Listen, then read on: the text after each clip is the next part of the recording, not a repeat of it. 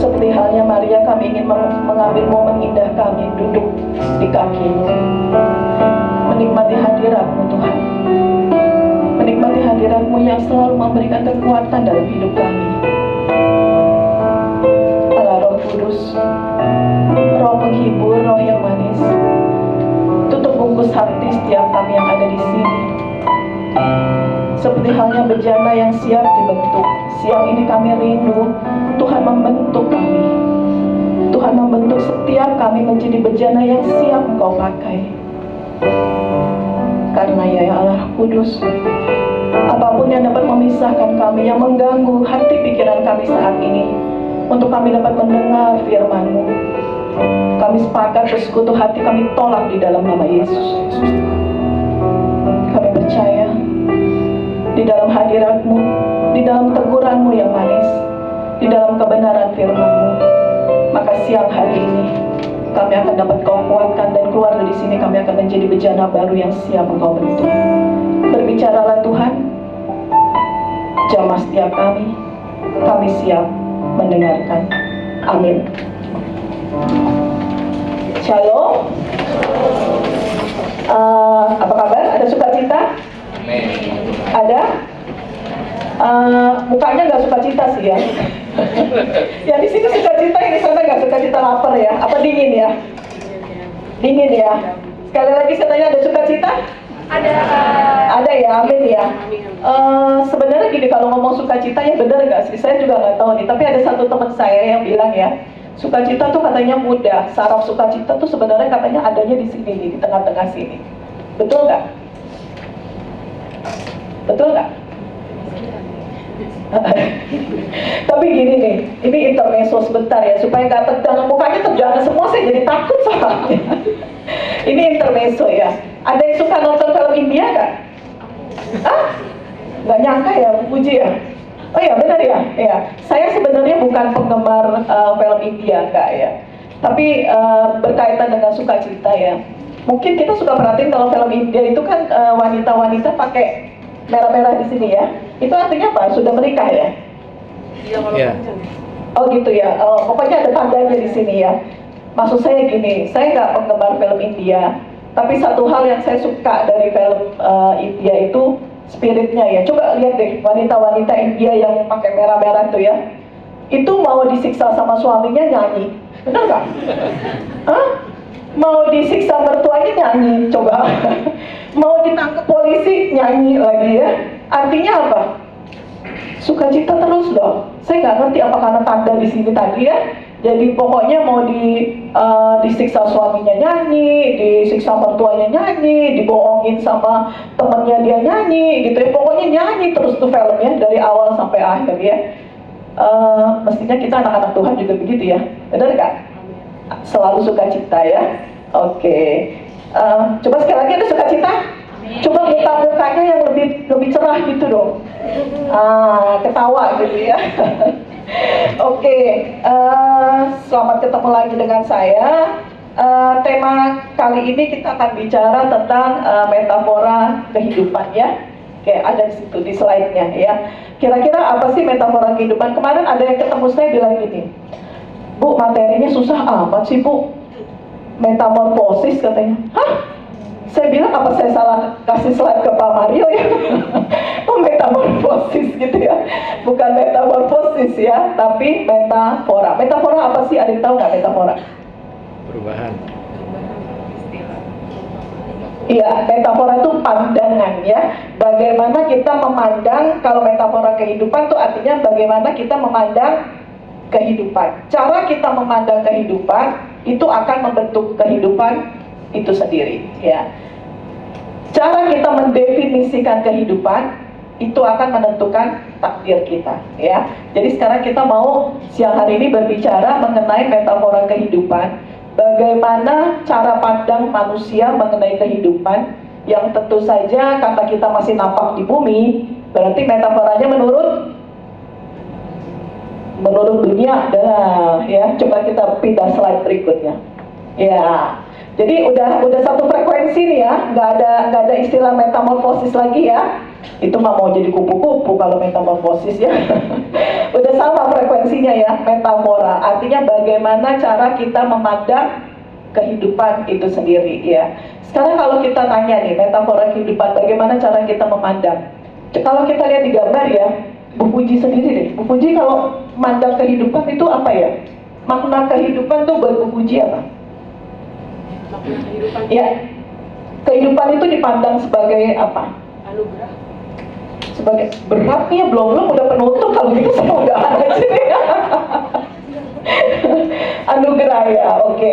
Kalau cara pandang dunia, kalau kita lihat nih ya, dari nomor 1 sampai yang terakhir itu nomor berapa ya? 12 ya? 12.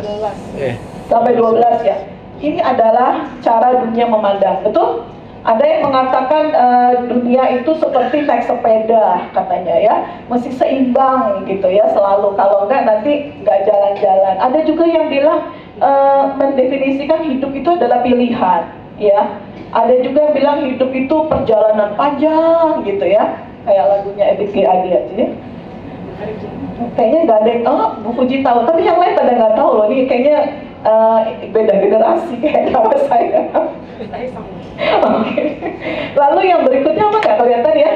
Ada juga yang bilang hidup itu lari, pertandingan ya, jadi selalu bicaranya cepet gitu ya. Terus berikutnya apa Bu? Kopi. Nah, ada yang bilang hidup itu kayak kopi, pahit gitu ya, tapi kalau dikasih gula ya manis juga. Terus ada lagi hidup itu apa, yang nomor 6 ya? Kayak brand. Nah, ada juga yang mengatakan bahwa hidup itu adalah identik dengan materi, betul nggak? Itu orang-orang itu rela loh beli tas 2 miliar gitu ya, cuman sekotak kecil gini gitu ya, terus kadang-kadang naruhnya di bawah lagi ya. Betul ya, hidup itu diibaratin sama brand-brand yang ada di situ ya. Ada juga ya, nah hidup itu seperti semangkok bakmi gitu ya. Ada juga yang mengibaratkan hidup itu seperti bakmi, tapi yang uniknya tuh kipas anginnya itu ya. Nah, itu orang yang nggak sabaran tuh ya. Bakmi itu kan panas, saking nggak sabarannya makan aja disumpitnya dikasih ya kipas angin supaya cepat dingin, supaya minyak cepat bisa dimakan. Ada juga yang metafora kehidupannya tuh hidupnya apa? Pesta ya, seneng-seneng terus ya. Jadi kalau sedikit menghadapi hal yang nggak seneng, langsung deh healing ya. Kalau anak-anak sekarang healing dikit healing ya. Karena yang ada di dalam pikirannya hidup itu harus seneng, hidup itu harus happy, mental health katanya ya. Jadi kalau nggak healing. Ada juga ya nomor berapa itu ya?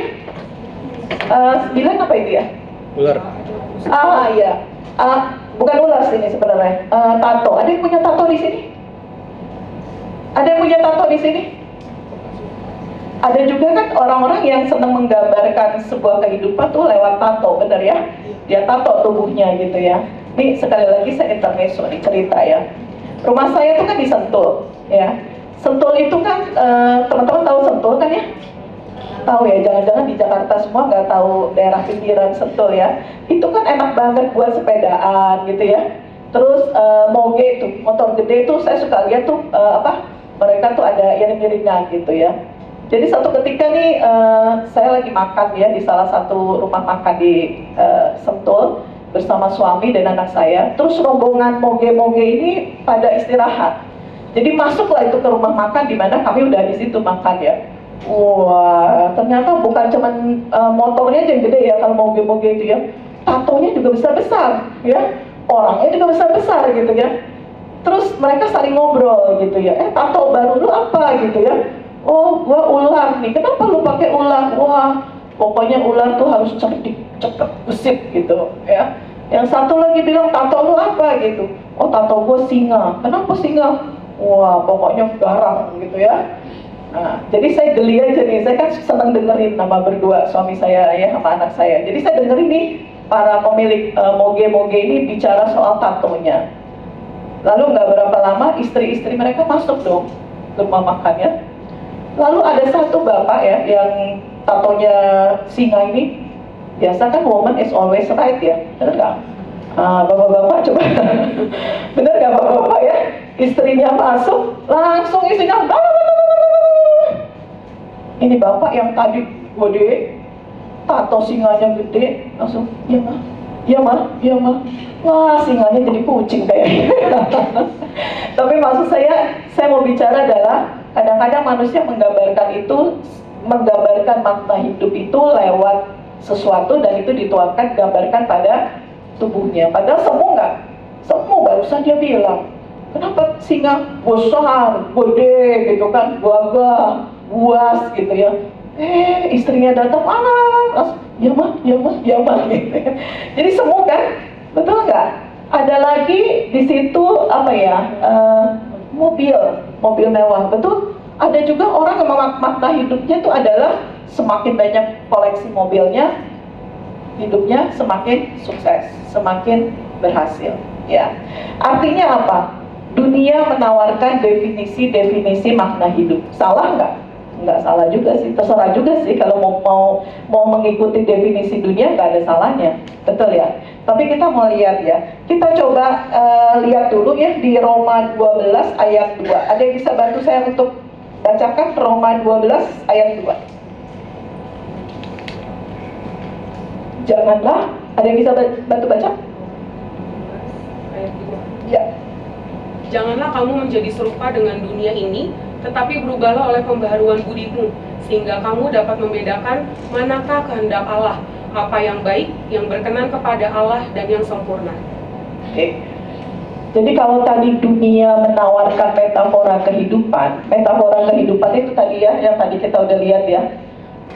Hidup itu diibaratkan apa? Perlombaan, harus mencapai sesuatu, harus mendapatkan barang-barang branded, harus punya koleksi mobil dan sebagainya. Dunia menawarkan satu definisi, tapi Alkitab pun menawarkan definisi metafora kehidupan. Ya, nah Roma 12 ayat 2 ini mengatakan bahwa janganlah kamu menjadi serupa dengan dunia. Artinya makna hidup kita, cara pandang kita memandang kehidupan harus kita lihat dari definisi Alkitab, definisi Tuhan. Ya, mungkin boleh ke slide berikutnya. Oke, metafora kehidupan kalau menurut Tuhan. Nanti kita kupas satu persatu ya. Waktu saya kan seharian ya, betul ya? 1 jam tadi katanya. Oke, metafora kehidupan. Yang pertama adalah kita ini diciptakan sebenarnya untuk apa sih? Ingat kalau ada lagu rohani yang mengatakan bahwa kita ini serupa dengan Allah, secitra dengan Allah. Artinya definisi dari metafora kehidupan kita itu seharusnya kita memiliki definisi bahwa kita ada di dunia itu untuk serupa dengan Allah, secitra dengan Allah. Artinya kita memiliki karakter Allah. Kalau kita memiliki karakter Allah, kita lahir udah langsung karakternya kayak serupa Allah nggak sih? Lahir gitu jebret, wah udah punya kasih, udah punya kesetiaan, udah punya ketaatan, udah punya iman yang kuat, udah? Belum, ya. Udah segede gini aja saya terus terang saya masih belajar terus, ya. Apalagi bayi baru lahir. Artinya kalau definisi memandang kehidupan itu adalah kita secitra dengan Allah, itu artinya kita harus siap dibentuk. Tuhan membentuknya lewat apa sih? Tuhan bentuknya lewat apa? Masalah. Lewat masalah, lewat ujian, ya. Berkat juga ujian loh, jangan salah ya. Kita dikasih uang itu ujian loh, bukan cuma berkat ya. Kita dikasih kepintaran itu juga ujian loh, ya. Jadi kalau kita tahu bahwa kita ada di dunia ini dengan maksud-maksud Allah, sesuai dengan definisi Allah menciptakan kita, itu artinya metafora kehidupan kita itu adalah sesuai dengan karakter Allah, kita siap untuk dibentuk, artinya ujian, ya. Jadi kalau tadi generasi anak muda, wah berat dikit, healing bro, gitu ya. Padahal sebetulnya definisi metafora kehidupan itu adalah ujian, ya. Mungkin kalau kita buka di Alkitab, ya, itu lebih dari ratusan kata saya rasa ya, yang menggambarkan soal apa? Cobaan, ujian, pemurnian, itu lebih dari ratusan kata, ya. Nanti kita bahas di situ ya. Lalu yang kedua adalah definisi daripada metafora kehidupan. Kita harus tahu bahwa kita ini di dunia cuma numpang. Betul? Nggak ada tuh, milik kita tuh nggak ada tuh. Kita punya kepintaran tuh cuma sementara, dipinjemin sama Tuhan, ya. Waktu kita lahir dikasih IQ tuh, ya. Sampai kita menutup mata, IQ-nya hilang, dipinjemin lagi ke orang yang oe-oe baru lahir. Betul? Nggak ada. Kita ini di dunia cuma numpang, ya. Lalu yang ketiga, kalau di dunia ini kita cuma numpang, itu artinya kita warga negara mana sih? Warga negara Indonesia pasti. Ya, tapi maksudnya kita bukan warga negara dunia, kita warga negara surga. Sekarang kita kupas satu-satu ya. Tapi intinya adalah kembali lagi, teman-teman, cara kita mendefinisikan kehidupan itu akan menjadi takdir kita. Ya, kalau kita mendefinisikan kehidupan untuk mencapai tadi seperti yang kita udah gambarin ya, barang-barang branded, koleksi mobil, yang mungkin suatu ketika itu akan jadi takdir kehidupan kita. Tetapi apakah itu definisi yang sesuai dengan yang Tuhan inginkan buat setiap kita? Ya, nextnya oke. Sekarang kita bicara soal ujian karakter Allah. Ya, setiap hari itu sebenarnya kita mengalami apa sih? Mengalami ujian ya, benar ya? Betul, kita tuh diproses terus sama Tuhan, ya. Dari mulai kita lahir sampai sekarang itu kita diproses terus oleh Tuhan. Kalau teman-teman lihat di situ ya, ini hanya sebagian kecil yang saya ambil dari Alkitab. Ya, sebetulnya kalau kita bicara ujian, proses pemurnian, itu banyak banget di Alkitab. Tapi ini hanya sebagian yang saya ambil. Kita pernah bicara soal Abraham ya di sini ya, waktu itu ya. Bagaimana Abraham diuji untuk mengorbankan anaknya, ya. Lalu gambar yang kedua Yakub, ingat Yakub yang juga diuji ya, benar ya. Waktu dia udah bohongin kakaknya Esau, benar? Dia dikejar-kejar, mau dibunuh Esau. Lalu apa? Dia disuruh ngungsi dulu ya, betul ya. Sama Ribka disuruh ngungsi sana ke pamanmu sana. Siapa nama pamannya? Laban, ya. Lalu sesampainya di sana jatuh cinta nih ya ceritanya ya. Jatuh cintanya sama siapa? Sama Rahel. Terus tapi di kata Laban apa? Boleh ambil Rahel, tapi kerja dulu 7 tahun, bener? Ya kan? Terus habis kerja 7 tahun dikasih Rahel nggak? Ya, dikasihnya Lea ya.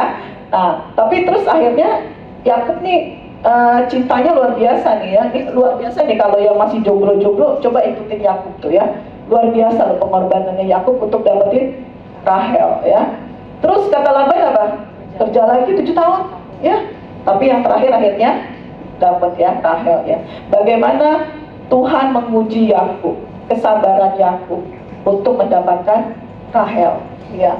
Lalu yang ketiga adalah ujian. Tapi kali ini sukses nggak ujiannya? Nggak sukses ya Adam dan Hawa ya. Nggak berhasil tuh, cuman nggak boleh makan apel aja masih aja tetap ya kepengen makan apel. Nggak berhasil tuh Adam dan Hawa. Lalu selanjutnya adalah Daud ya. Kita banyak belajar dari tokoh Daud, bagaimana iman Daud. Tetapi justru pada saat Daud berada di dalam puncak kejayaannya ya, memimpin kerajaan, disitulah justru Daud gagal dalam ujian-ujiannya. Yang terbesar yang kalau kita tahu baca dari Alkitab adalah Batsheba. Ya, Daud itu diuji justru tidak pada saat dia lagi merintis loh ya. Dia itu diuji pada saat dia udah di atas. Ya, Daud dalam beberapa hal gagal dalam menghadapi ujian. Lalu ada lagi di situ kalau kita lihat tokoh-tokoh Alkitab ada yang berhasil. Ada juga ada yang tidak berhasil melewati ujian, tapi ada juga yang berhasil ya. Salah satunya di situ kalau kita lihat di gambar nomor 5 siapa? Yusuf ya. Yusuf berhasil nggak? Berhasil ya. Dibuang saudara-saudaranya, diuji sama Nyonya Potifar ya. Dia berhasil terus sampai dia akhirnya menjadi ya.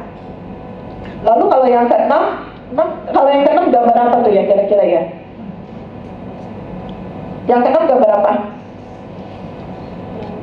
Ah iya, benar, Naomi ya, Ruth dan Naomi ya. Bagaimana yang jadi anaknya siapa? Yang jadi istrinya, akhirnya jadi istrinya Boas, ya. Nah, di situ kita juga lihat bagaimana Ruth berhasil melewati ujian yang Tuhan berikan. Gambar berikutnya Esther, ya. Kalau kita baca di Alkitab, Esther juga berhasil melewati ujian yang Tuhan berikan. Ada Daniel, ada Sadrak, Mesak, Abednego, ya. Artinya teman-teman, setiap kita pasti harus melewati ujian. Berbeda dengan definisi dunia, pada saat kita melewati ujian kita tadi udah disebutin ya, masalah, sakit penyakit, penolakan, fitnah, gitu ya. Itu sebetulnya menurut sudut pandang dunia itu keberhasilan atau tidak? Nah, dunia itu memandangnya sebagai apa? Kalau orang yang berhasil itu adalah orang yang secara tanda kutip materi. Jadi pada saat kita melewati ujian, definisi dunia itu nggak ada kata berhasil, nggak ada. Ya, bahkan mungkin kita bisa bilang bahwa pada saat kita melewati ujian lembah kelam yang paling dalam, mungkin kita akan bertanya-tanya Tuhan di mana, gitu ya. Saya juga pernah merasakan itu. Dulu saya pernah sharing di sini ya, masa kecil saya itu saya selalu tanya Tuhan tuh di mana, gitu ya. Tapi setelah saya melewati semuanya, justru ujian-ujian itu justru menguatkan saya. Justru ujian-ujian itu yang membuat saya mengerti definisi kenapa saya diciptakan oleh Tuhan. Ya, dan satu hal yang paling penting di dalam hidup kita pada saat kita melewati ujian, itu adalah pada saat ada masalah itu yang terbesar nggak sih di dalam hidup kita ujiannya? Apa kira-kira yang paling terbesar dalam hidup kita pada saat kita melewati ujian? Sakit penyakit? Dipecat? Keluarga berantakan? Betul? Tapi ada satu yang paling penting, yang paling besar ujian adalah pada saat kalau Tuhan tidak mendengarkan kita. Betul? Sebenarnya itu yang paling berat, di mana titik terpenting dalam hidup kita. Kita menangis, kita berdoa, tapi seakan-akan Tuhan tidak bergeming. Pernah nggak ngalamin seperti itu, teman-teman? Nggak ya? Mulus semua ya? Nggak pernah ya? Saya pernah mengalami itu. Saya pernah mengalami di mana saya ini Katolik ya. Jadi waktu dari kecil itu saya terbiasa ditanamkan iman yang kuat oleh mami saya ya, walaupun kehidupannya itu susah, tapi iman mami saya itu selalu menguatkan kita, sehingga dari kecil itu saya cukup aktif di gereja ya. Saya ikut Legio Maria, guru sekolah minggu dan sebagainya ya. Dan saya melihat bahwa setiap kali saya ada masalah itu saya nangis dan Tuhan tuh selalu jawab. Ya, jadi walaupun saya itu kehidupannya susah, tapi saya dulu sekolah termasuk di tempat yang baik. Saya dulu sekolah di Santa Ursula Jakarta, itu sekolah yang cukup bergengsi di Jakarta, ya, walaupun dengan keterbatasan ekonomi, tapi saya bisa sekolah di sana. Walaupun tidak ada uang, saya berdoa Tuhan kasih saya untuk saya bisa beasiswa S1. Tapi pada saat saya S1, pada saat saya dari S1 ke S2, saya dapat beasiswa, tapi saat itu saya tidak bisa pergi karena saya harus menjadi tulang punggung keluarga. Dan saya nangis, menjerit pada Tuhan. Tuhan tuh nggak mendengarkan saya, menurut versi saya. Artinya begini, Tuhan itu bahkan tidak bergeming, Tuhan itu tidak menjawab, sehingga saya tidak merasakan lagi hadirat Tuhan saat itu. Dan saya ngambek waktu itu. Saya ngambek karena saya berpikir begini, oke, saya dulu menjadi guru sekolah minggu, aktif di gereja, jadi kayak barter gitu ya. Saya lakukan sesuatu, ntar kalau saya butuh Tuhan kasih gitu ya. Betul ya? Sampai satu titik Tuhan mau mengajar saya, enggak gitu caranya, Susi, enggak gitu caranya. Bukan berarti kalau kamu setia artinya sekolah kamu mulus. Bukan berarti kalau kamu taat karir kamu bagus, enggak. Kesetiaan kita pada Tuhan itu terlalu kecil kalau kita tukar dengan keberhasilan, kesuksesan versi dunia. Dan ternyata itu yang Tuhan mau ajarkan ke saya. Itu saya sempat 6 bulan ya, 6 bulan itu saya benar-benar kering, nggak ada rasanya. Saya doa juga nggak ada rasanya, sampai akhirnya saya memang tidak berdoa, saya tidak aktif di gereja. Sampai satu titik saya tahu kenapa Tuhan mendiamkan saya. Bukan karena Tuhan tidak menyayangi saya, tapi justru karena Tuhan menguji karakter saya. Sudah terlalu banyak saya spoil, sudah terlalu banyak saya manja dalam iman saya. Terlalu banyak barter yang saya lakukan kepada Tuhan. Saya lakukan ini, maka saya akan dapat ini. Saya lakukan ini, maka saya akan dapatkan ini. Nggak begitu cara Tuhan bekerja. Bahkan kalaupun kita begitu setia mengiring Tuhan, begitu taat mengiring Tuhan, pertukarannya itu bukan versi dunia. Pertukarannya bukan versi dunia. Pertukarannya adalah proses kita mengiring Tuhan. Itulah yang membuat kita bertumbuh, yang membuat kita menjadi serupa dengan karakter Allah. Otomatis ujung-ujungnya sama, ya. Kalau kita serupa dengan karakter Allah, artinya kita menjadi orang yang bisa dipercaya, kita tekun, kita ulet. Otomatis belakang-belakangnya yang versi dunia kita dapat nggak?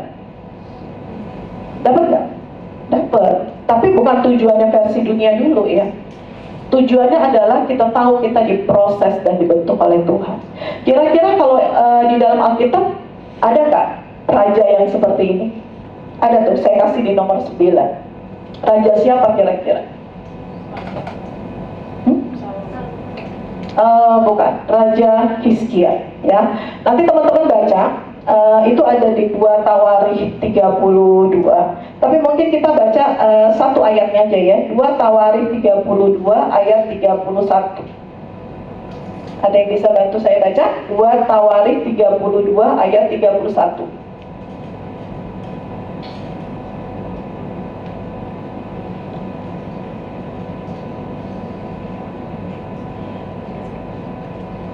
Ada yang bisa baca?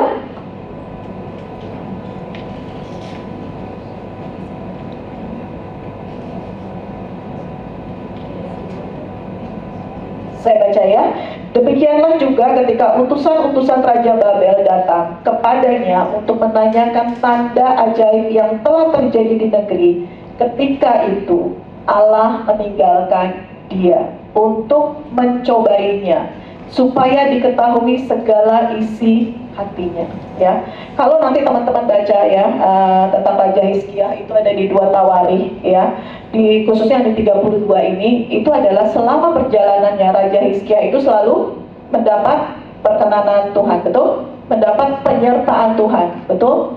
Tetapi di titik terpenting dalam hidupnya, pada saat itu dia tidak bisa mendengarkan, dan Allah sengaja tidak memberikan jawaban apapun kepada Hizkia. Bukan Allah meninggalkan, tetapi Allah menguji karakternya untuk menunjukkan kelemahannya. Dan kalau nanti teman-teman baca di rumah, itu adalah untuk menyiapkan Hizkia untuk diberikan tanggung jawab lagi yang lebih besar.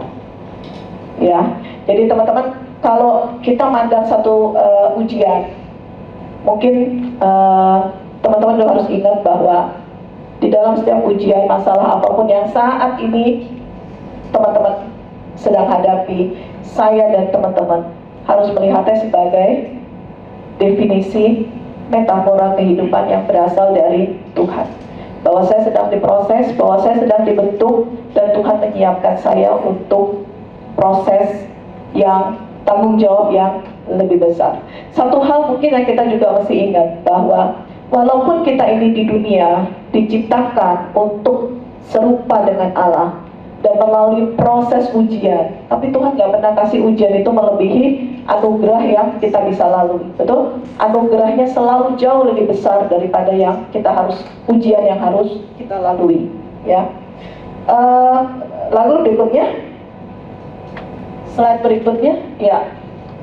Metafora kehidupan yang kedua adalah pemberian Allah. Tadi sempat saya singgung bahwa kita ini sebetulnya tinggal di dunia ini cuma numpang ya. Bahkan kalau kita mau lihat ada beberapa ayat di Alkitab, kita buka ya satu-satu ya. Mungkin Mazmur 24 ayat 1. Ada yang bisa bantu baca?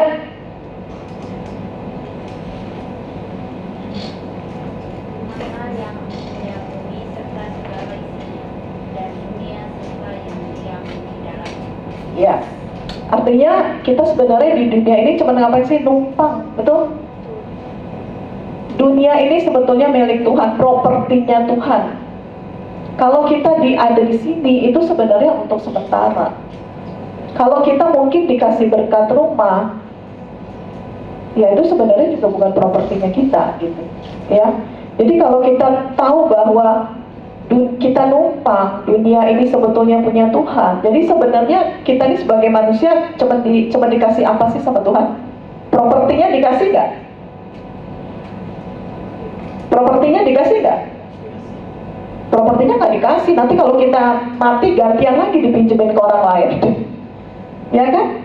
Propertinya nggak dikasih, tapi kita diberikan kepercayaan untuk memelihara dan mengelola.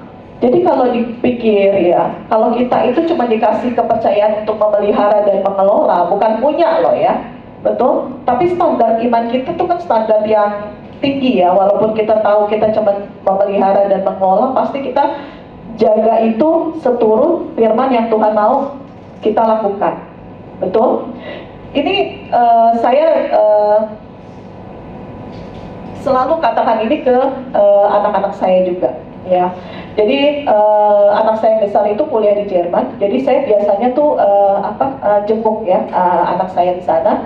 Dan biasanya kalau sampai di sana tuh kita ngebolang kayak backpackeran lah gitu ya, dari satu kota ke kota lain gitu. Nah biasanya tuh kita kalau dari satu ke kota lain tuh kita cuman tinggalnya tuh kayak di budget hotel gitu tuh ya, yang cuma buat tidur malam karena besoknya kan udah langsung pergi lagi.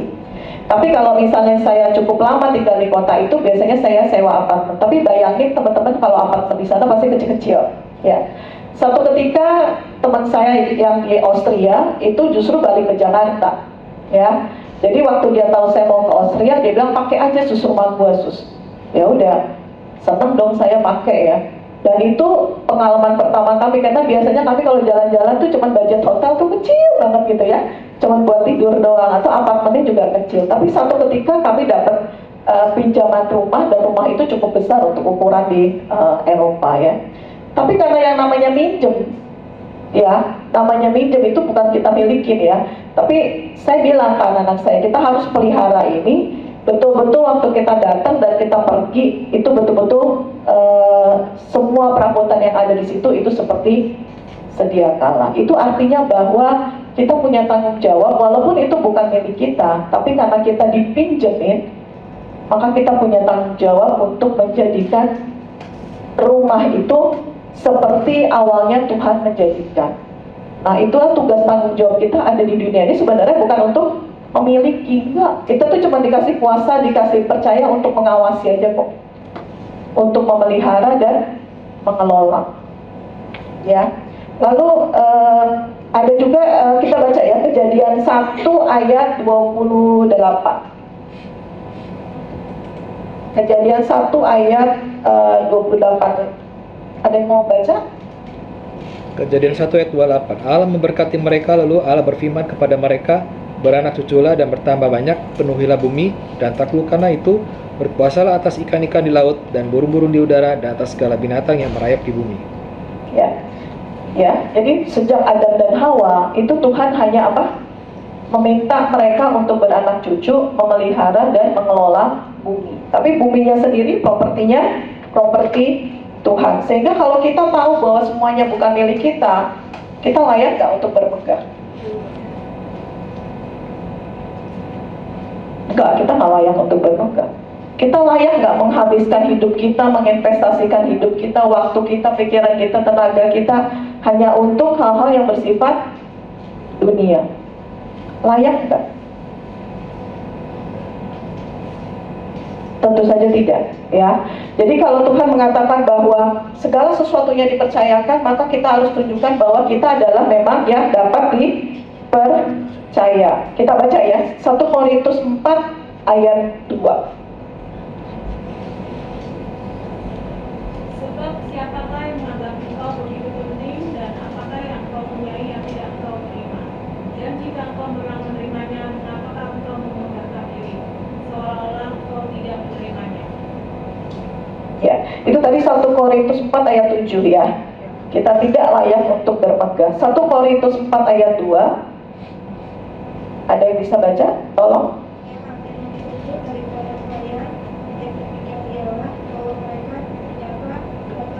Nah, pertanyaannya, kita bisa dipercaya nggak sama Tuhan?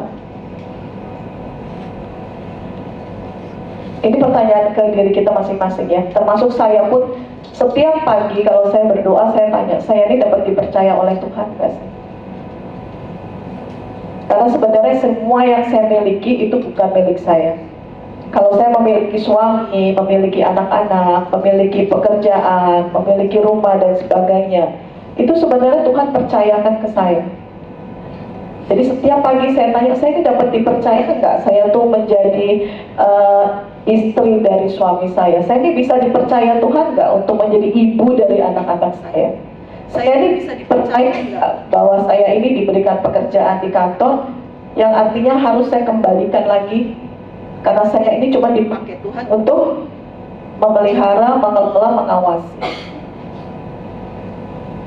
Ya, jadi kalau kita kembali lagi definisi-definisi yang awal, ya, sebenarnya bukan masalah kita harus memiliki semua yang ada di dunia ini, tapi pertanyaannya, kalaupun kita diberikan kepercayaan untuk memiliki sementara, ya, kita dapat dipercaya nggak sih kita menggunakan itu dengan sebaik-baiknya? Kalaupun kita dipercaya untuk memiliki mobil, nggak ada salahnya kan dia punya mobil mewah ya? Salah nggak? Nggak salah, ya kan? Salah nggak sih punya barang-barang branded dan sebagainya? Nggak salah, ya. Tapi kita tanya ke diri kita masing-masing bahwa kita dapat dipercaya nggak? Karena sebetulnya bukan memilikinya yang penting, ya. Tetapi apakah kita pada saat kita memiliki, pada saat kita menikmati, kita memiliki suami, memiliki anak-anak, memiliki rumah, memiliki pekerjaan, memiliki pesawat pribadi misalnya, memiliki rumah, mobil dan sebagainya, apakah kita bisa dipercaya bahwa kita menggunakan itu, memelihara, mengelola, mengawasi, menggunakan sebaik-baiknya untuk kemuliaan Tuhan? Intinya kan itu ya. Tuh, karena kita baca ya bahwa di Matius 25 ayat 21, kita baca ya. Bisa ada yang bantu saya? Matius 25 ayat 21. Maka kata Tuhannya itu kepadanya, baik sekali perbuatanmu itu, hai hambaku yang baik dan setia. Engkau telah setia dalam perkara kecil, aku akan memberikan kepadamu tanggung jawab dalam perkara yang besar. Masuklah dan turutlah dalam kebahagiaan Tuhanmu. Ya. Jadi intinya kita ini di dunia ini bukan masalahnya memiliki besar atau kecil, betul ya? Tapi yang Tuhan lihat itu apakah kita bisa dipercaya, ya kan? Sehingga seharusnya fokus kita itu bukannya berlomba-lomba, tetangga baru beli mobil listrik baru loh, kita beli mobil listrik lagi nih yang lebih mahal nih. Oh, tetangga beli 1 loh, kita beli 2, bukan itu, betul? Intinya adalah bukan berarti tidak boleh untuk menikmati, boleh. Tapi Tuhan katakan, semakin banyak kita diberi, semakin banyak kita Ayo, ada ayatnya loh di Alkitab. Semakin banyak kita diberi, semakin banyak kita dituntut. Semakin banyak kita dipercaya, semakin lebih lagi kita dituntut. Ya, jadi kalau tadi versinya dunia semakin banyak dapetinnya, itu sebenarnya tuntutan Tuhan semakin tinggi nggak? Masalahnya siap nggak? Ya kan? Ini ibarat kalau misalnya nih ya, kita kepengen beli rumah, kepengen beli mobil, tapi nggak punya garasi, gitu kan? Ya, kepengen beli mobil tapi nggak punya garasi, sama. Ya, kita kepengen beli ini itu sesuai versi dunia, tapi kita nggak siap bahwa semakin banyak kita diberi, semakin banyak kita dituntut. Semakin banyak kita dipercaya, semakin lebih banyak lagi kita dituntut oleh Tuhan. Ya, oke. Kayaknya malah makin stres mukanya. Makin berat. Oke, sekarang kira-kira kalau sampai sini metafora pertama, metafora kedua bisa diterima? Bisa? Diterima sih bisa ya, tapi dijalaninya ntar pikir-pikir dulu lah ya, gitu ya. Sekarang metafora yang ketiga. Metafora yang ketiga adalah warga negara surga. Sebenarnya ini berkaitan dengan nomor 1 dan nomor 2 ya. Kalau kita ini adalah warga negara surga, kita bukan warga negara dunia. Itu artinya apa? Kalau tadi nomor 1 kita selalu diproses, dibentuk melalui ujian, masalah, sakit, penyakit, mungkin kita difitnah dan sebagainya. Artinya kita tuh diberikan ketidaknyamanan, betul nggak? Betul ya? Tuhan punya maksud nggak? Tuhan punya maksud loh. Bukan cuma maksudnya adalah supaya karakter kita diproses, dibentuk sehingga karakter kita serupa dengan Allah. Tapi Tuhan sengaja bikin itu supaya kita nggak keenakan, nggak nyaman di dunia. Orang bukan tempatnya. Betul? Jangan sampai loh kita kenyamanan di dunia loh. Betul? Kalau segala sesuatunya Tuhan biarin aja ya, semuanya kita bisa memiliki, nggak ada masalah, nggak ada sakit penyakit, nggak ada misalnya keluarga yang terpecah belah, harus pasangan kita atau kita sendiri mengalami kesulitan ekonomi, PHK. Kalau kita diberikan kenyamanan di dunia, kita lupa, betul? Sama kayak tadi saya tuh ya, kalau saya nyaman di rumah teman saya di Austria, saya lupa pulang ke Indonesia. Betul? Jadi Tuhan punya maksud, karena kita bukan warga negara dunia, kita warga negara surga. Ya, oke. Nah, slide yang terakhir. Oke, sebelum kita tutup, ini ada sebuah buku yang bagus, mungkin nanti teman-teman bisa cari. Saya baca buku ini kira-kira 20 tahun yang lalu, ya. Viktor Frankl, yang bukunya judulnya adalah Man's Search for Meaning, ya. Nanti teman-teman bisa cari. Secara garis besar, Viktor ini kisah nyata, ya. Viktor ini adalah seorang psikiater keturunan Yahudi. Dia tinggal di Austria dan dia masuk ke dalam kamp penahanan pada saat Nazi Hitler, ya, kasus Holocaust, ya. Pada saat itu istrinya, ibunya, bapaknya, saudara kandungnya itu semua mati semua di kamp penahanan. Sehingga akhirnya dia bertanya-tanya bahwa makna hidup saya apa. Tapi pada satu titik dia menemukan satu definisi makna hidup dia, dan itu membuat dia bertahan sampai akhirnya dia survive dari Holocaust, dan sekarang dia menjadi psikiater yang terkenal. Ya, nah teman-teman, nanti teman-teman cari sendiri bukunya, teman-teman bisa baca.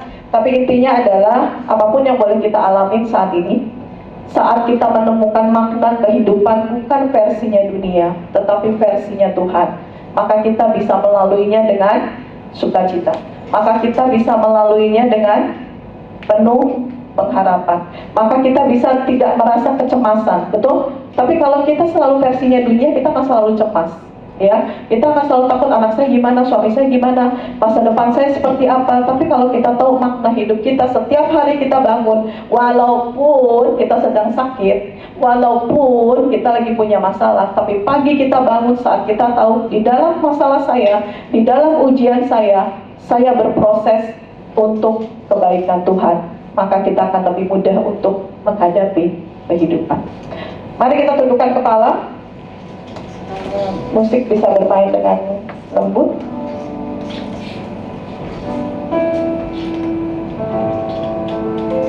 Terima kasih Tuhan untuk siang hari ini. Terima kasih untuk teguran-Mu dalam hidup kami. Kami sungguh ingin menjadi bejana-Mu yang indah, Tuhan. Tuhan, jika selama ini metafora kehidupan kami mengikuti definisi dunia, di mana segala sesuatunya berkejaran dengan waktu, segala sesuatunya ditargetkan dalam hal-hal materi, maka kami sering menganggap masalah sakit penyakit yang kami alami itu adalah karena Engkau tidak memberkati kami. Tapi saat ini kami tahu Tuhan, bahwa makna hidup kami, metafora kehidupan kami di dalam Alkitab, di dalam definisi-Mu adalah Engkau terus bentuk kami hari demi hari. Engkau penuhi kami dengan ujian dan masalah. Itu karena Engkau mencintai kami, membentuk karakter kami sehingga serupa dengan-Mu. Kalau saat ini kami tenggelam di dalam masalah-masalah hidup kami, bahkan kami lupa bahwa apa yang kami miliki sebetulnya bukan milik kami, Kalau saat ini kami merasakan ketakutan atas pekerjaan kami, pekerjaan suami atau istri, kami khawatir dengan masa depan anak-anak kami. Kami lupa bahwa sebetulnya segala sesuatunya hanya Engkau percayakan dalam hidup kami. Begitu juga kami lupa bahwa hidup kami di dunia ini hanya penugasan sementara. Dunia ini bukan rumah kami. Rumah ini hanya sementara di dunia ini. Tetapi biarlah selama kami di dunia ini kami mengerti bahwa saat nanti kami pulang ke rumah kami yang sesungguhnya, maka kami akan mendapatkan senyuman dan pelukan-Mu yang terindah. Ketidaknyamanan yang saat ini kami rasakan di dunia ini bukan karena Engkau menghukum kami, bukan karena Engkau membenci kami, tapi justru memang kami harus merasakan ketidaknyamanan di dunia ini sehingga hati kami tidak terikat pada dunia, tapi hati kami boleh terikat dan terus berfokus pada kenyamanan yang akan Kau janjikan, mahkota kekekalan-Mu pada saat kami kembali kepadamu. Tuhan, Engkau pandang kami saat ini Tuhan. Engkau tahu isi hati kami masing-masing Tuhan. Engkau tahu permasalahan kami saat ini Tuhan. Tuhan, biarlah di dalam masalah yang saat ini boleh kami sedang lalui, kami boleh melihat makna arti yang sesungguhnya saat kami berhadapan di dalam hadirat-Mu yang kudus Tuhan. Engkau menjanjikan satu hal di dalam hidup kami, mahkota kekekalan dan bukan mahkota dunia. Mungkin saat ini kami merasakan keterpurukan jika dibandingkan dengan orang lain, dibandingkan dengan saudara-saudara kami. Kami mengalami begitu kesulitan di dalam hidup ini. Tapi itu adalah mahkota sementara. Selama kami akan terus bertahan, kami percaya mahkota kekekalan itu akan Kau siapkan bagi kami. Tuhan, jamah setiap kami Tuhan. Jamah setiap kami Tuhan. Lembutkan hati kami Tuhan. Dan biarlah siang hari ini Tuhan, mungkin masalah itu tidak saat ini juga selesai, sakit penyakit itu tidak saat ini juga sembuh. Tapi kami percaya, sekembalinya kami dari sini, kami mempunyai pemahaman yang baru, mempunyai metafora kehidupan yang baru.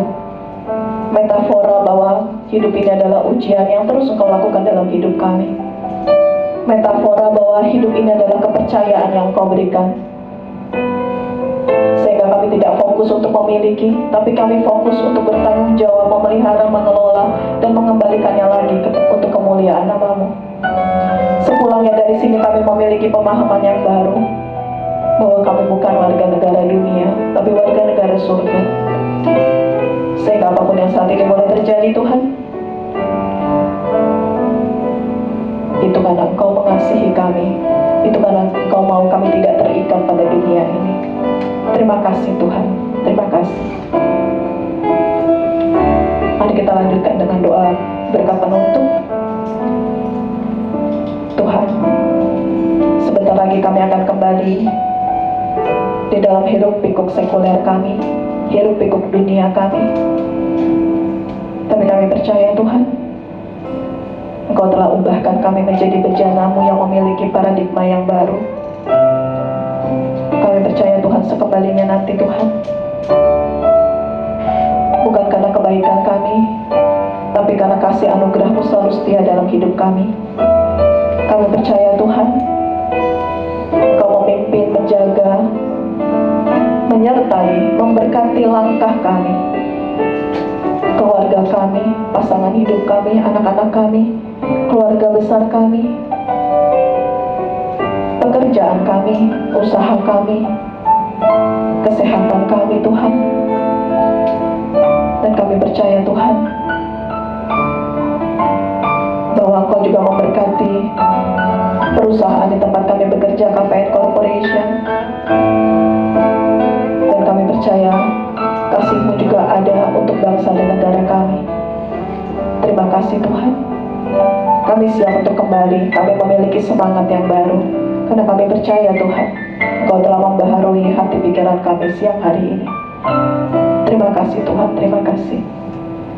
Mari kita percaya, mari kita semua yang percaya mengatakan amin.